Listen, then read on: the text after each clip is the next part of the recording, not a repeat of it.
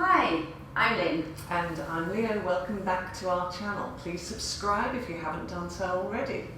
Yes, and today we're going to be adding a pose to our pose directory, Janu Sirsasana. So this is for hips. You will need maybe 3 folded blankets. If you've got a couple of foam pads, you can use those instead, and a belt. So we're going to start in Dandasana, and Leo's going to sit up for this pose.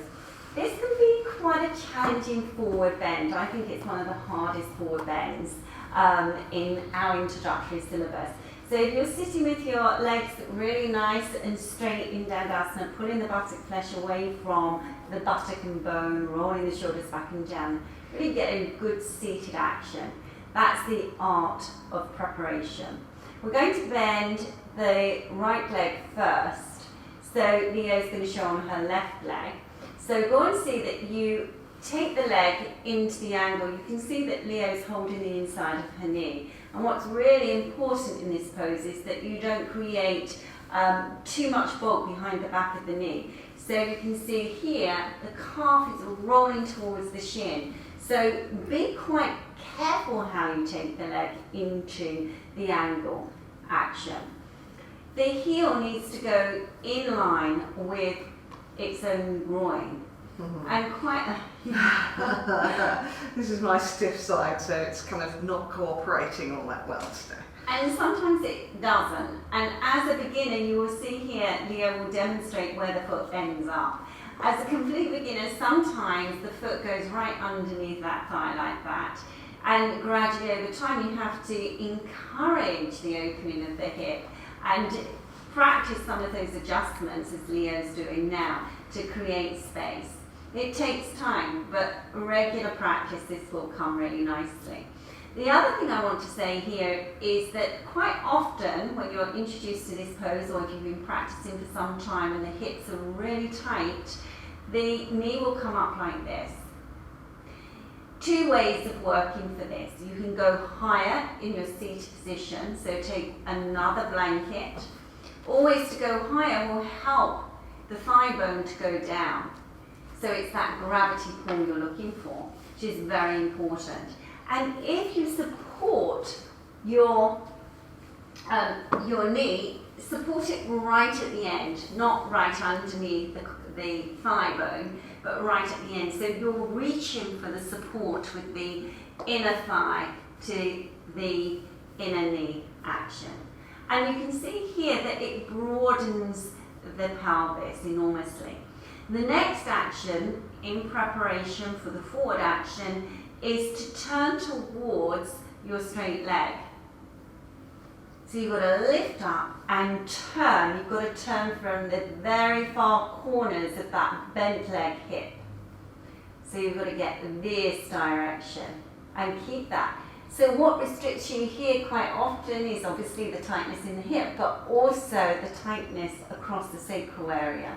They can be that area where the soft tissue fibre can be like sheets of glue. So you have to see that you keep on practicing this stage and lifting up. You're going to then extend the bent leg arm, same arm as leg, up towards the ceiling and get that beautiful length through the side waist. And when you reach forward, reach towards the outer shin. So some of you will come to this stage, or you may be able to hold on to the outer foot bone. Outer foot bone you're aiming for, and then you have to re-establish that turning action that we've been speaking about, and that lift through the front body. Go and get that lift even more, even more, even more. Lift up and breathe and get that turning action and lifting through the front body. Remember, forward bends come from the thighs. They draw all the way up, all past those frontal hip flexors so that you can actually get that folding action. So if you squash that area, then you're going to find it very difficult. So we're going to show you a way. You're going to need a belt, tie or something that you can practice this with a belt, tie or a dressing gown, belt is quite useful, or even a scarf. I mean, anything will do. So you get that understanding, and once you get that lift through the frontal body, then you can walk along that belt. So keep walking, that's it. And then, if you can, hold on to the foot.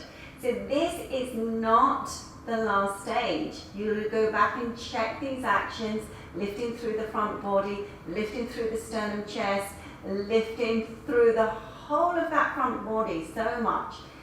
Working on that grounded leg, grounding down with that right or the straight leg, whichever leg you're using, that straight leg thigh bone, it's got to go right down towards the floor.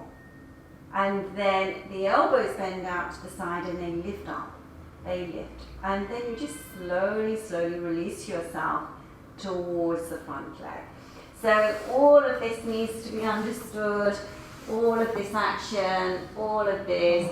So sometimes you become really light on this side, especially if there's a hip problem. So we have to see that we encourage on each breath that this action is coming. You're actually synchronizing these muscle fibers along the spine to extend from the inner to the outer. And coming to that action, coming into that action. Yes. Go on, see, get in that action. So it's coming. So it's in work in progress. Okay. So we do the other side now, so straighten the legs. Come back to Dandasana.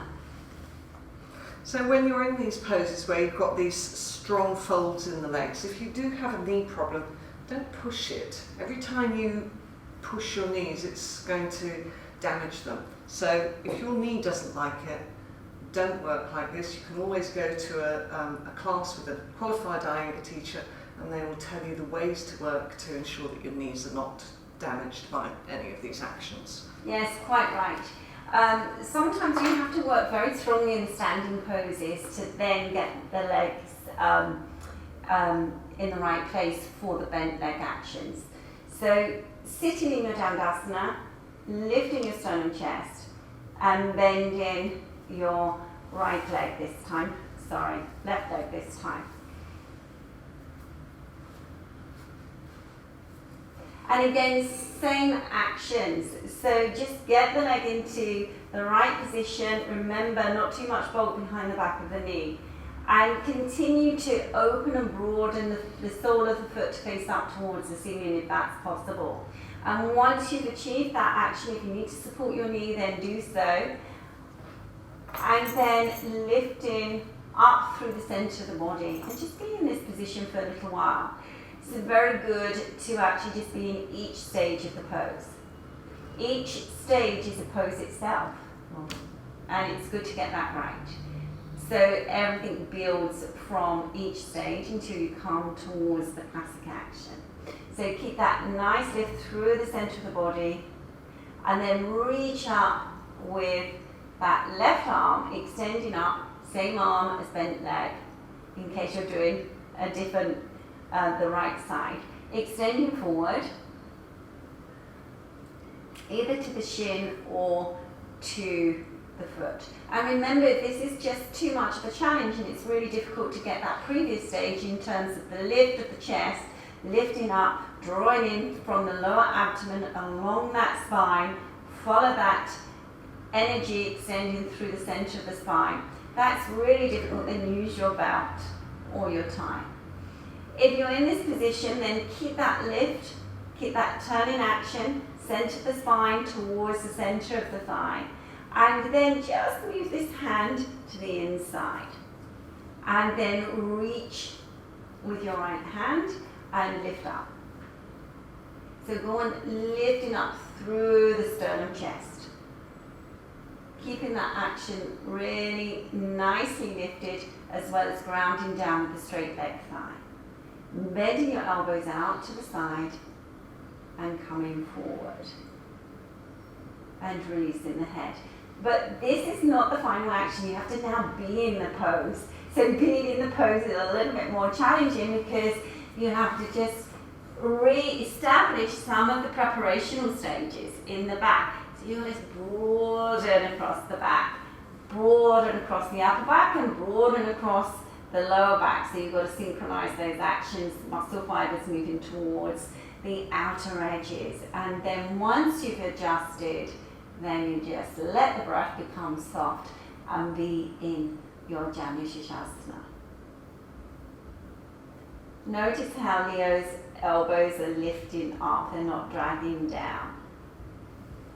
And you can be in this pose for anything from 1 minute to 5 minutes. This is a really nice pose to either do a short stay or a longer stay. But we're going to come out of the pose now. And come into Dandasana. Always come back out, just don't come back out without re-establishing your Dandasana action. Just take a few deeper, longer inhalations. And you may be going on to the next pose. Well, thank you for joining us today. Hope you enjoyed Janu Sirsasana. It'll be a tough action, so if you're not quite there yet, sit up higher. Don't go into the forward bending action if it's uncomfortable on the knees, just stay in the seated action for the time being. Yes. And yes, and practice some of the standing poses and some of our beginner routines which are on our channel. So yes. We'll hopefully see you the next time, yes. I'm ready to go. Namaste. Namaste.